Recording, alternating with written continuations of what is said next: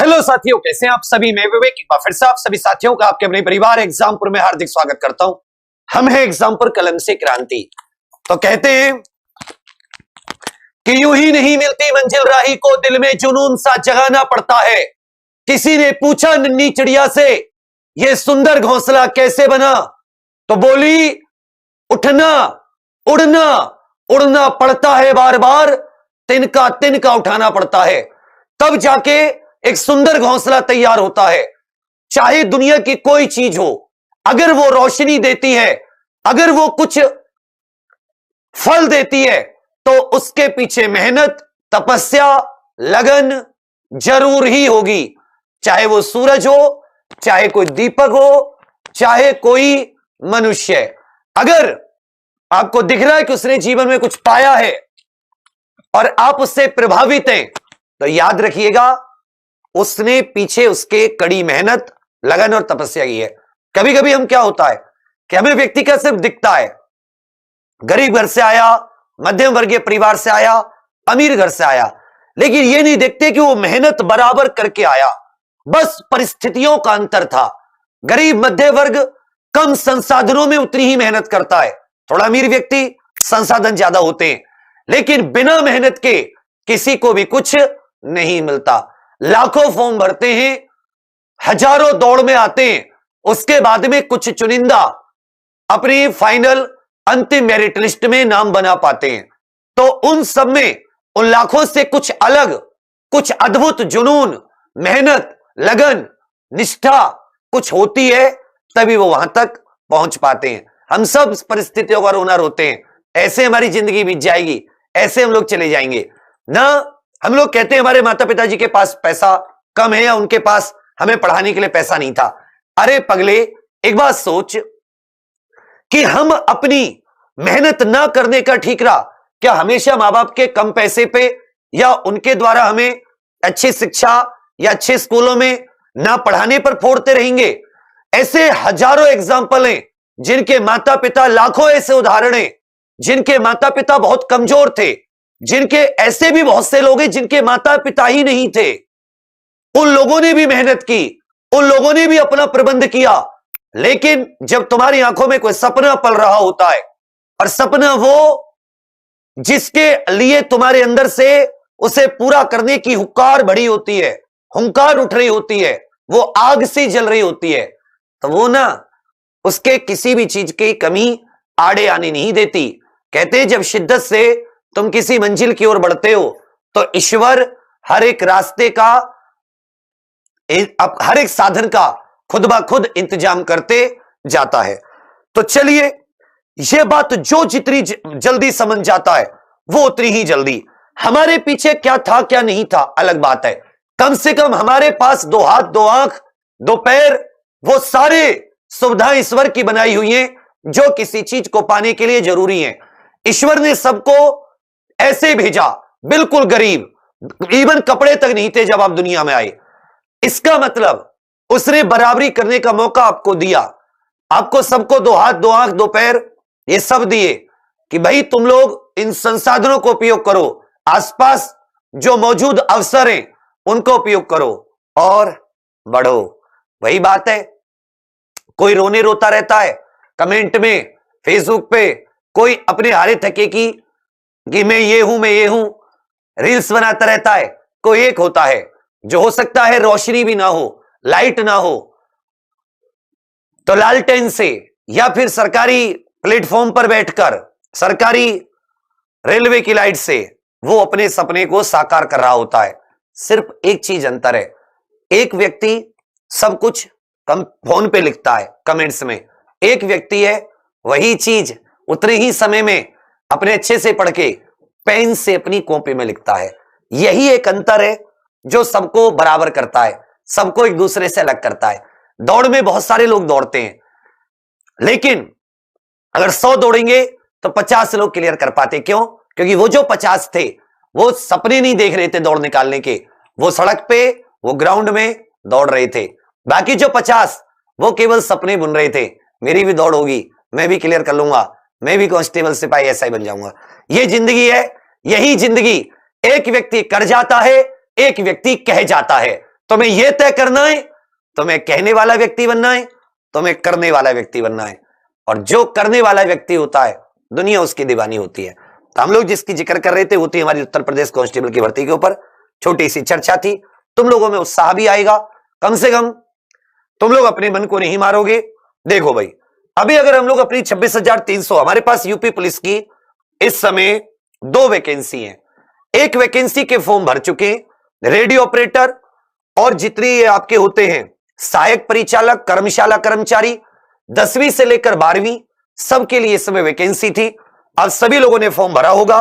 Paper का pattern इसका थोड़ा सा कांस्टेबल से हटकर है तो कांस्टेबल लेवल की, लेकिन कांस्टेबल से हटकर इसके पेपर का पैटर्न है। तो पेपर का पैटर्न में एक बार बहुत अच्छे से डिस्कस कर चुका हूं। हम लोग, आप लोग पूरी जो कांस्टेबल की क्लासेस हैं उसमें एक रेडियो ऑपरेटर के लिए विज्ञान की क्लास हमने अलग से शुरू की है दोपहर में। बाकी यूपी कांस्टेबल की जो क्लास है, यूपी पुलिस सिविल या पीएससी वाले कांस्टेबल जो होते हैं वो सेम टू सेम आप रेडियो ऑपरेटर के लिए ले सकते हैं। एक विज्ञान की क्लास को आपके लिए विशेष तौर पर अलग से शुरू किया गया है। चलिए, पहली बात तो ये हो जाती है। दूसरी जो हमारे सामने वैकेंसी थी ये थी 26,382, जो 26,120 तो ये सिविल पुलिस के थे और लगभग जो फायरमैन के 172।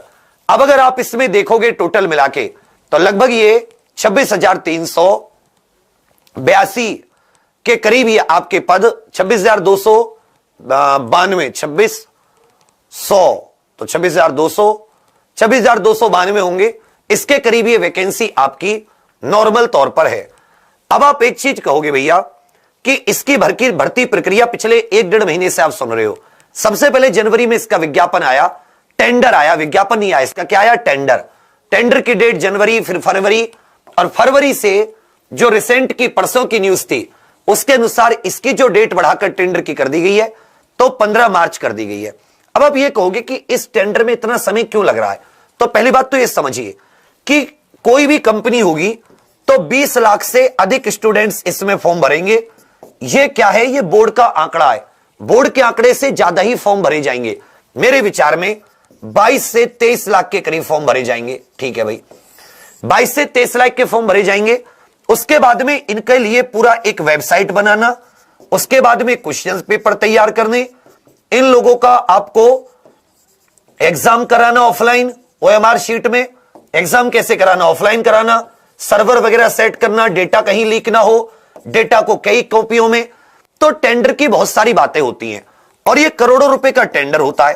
तो जो भी कंपनियां जो भी इसको लेना चाहती है वो अपने आप की एक एक चीज एक एक क्वेरी से देख लेना चाहती है, आगे जाकर वो किसी कानूनी पेच में ना फंसे।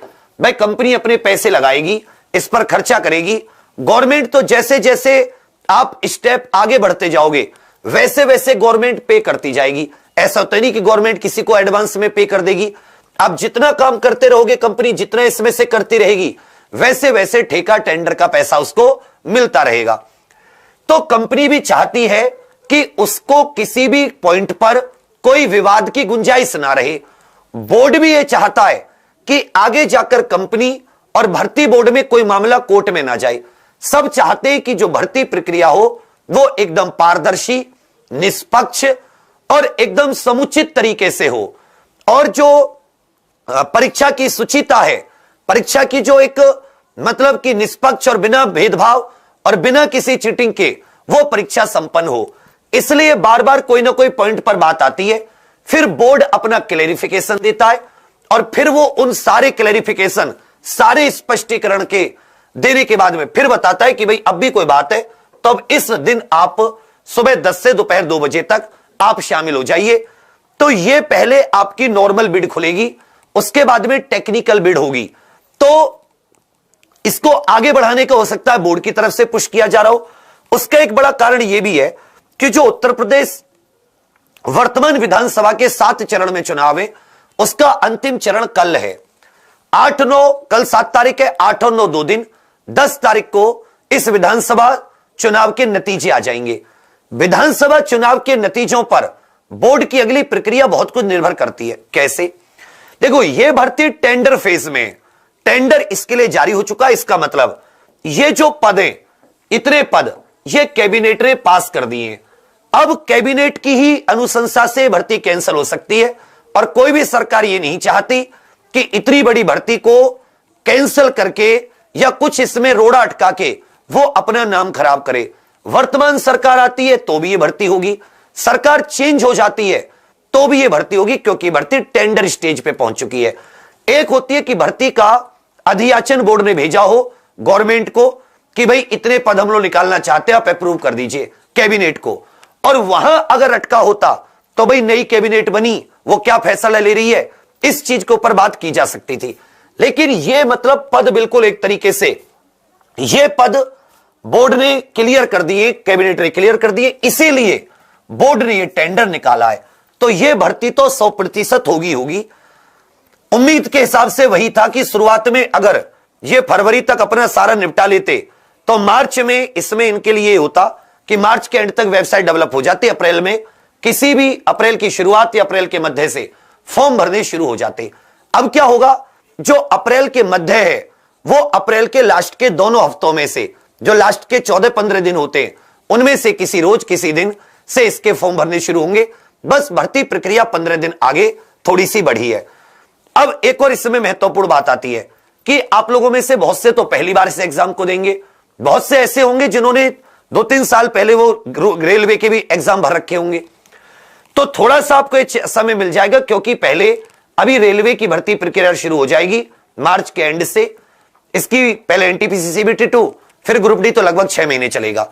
उसी में से इसके लिए समय निकालना है, क्योंकि ऑफलाइन ओएमआर एग्जाम्स होगा ये। तो ये भर्ती तो किसी भी कीमत पर कैंसिल नहीं होगी।